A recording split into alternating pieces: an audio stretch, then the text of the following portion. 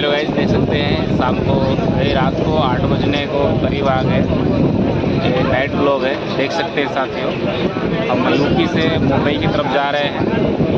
एक चालू डब्बा है, देख सकते हैं काफ़ी ज़्यादा भीड़ है और दोनों साइड से देख सकते हैं। ये हमारे भाई है आजमगढ़ से भी, ये भी है शुभम पांडे।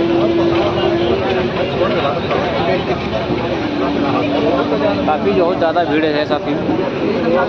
और बेगाना सीजन के अभी इसका सीजन नहीं है, फिर भी जो है कि काफ़ी ज़्यादा भीड़ देखने को मिल रही है।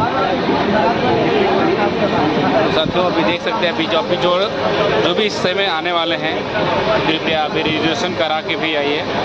आगे देख सकते हैं भीड़ काफ़ी, नीचे बैठने तक भी जगह नहीं। देख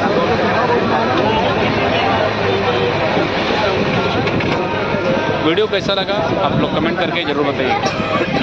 अगर हमारे चैनल पे पहली बार आए हैं तो चैनल को सब्सक्राइब जरूर करें।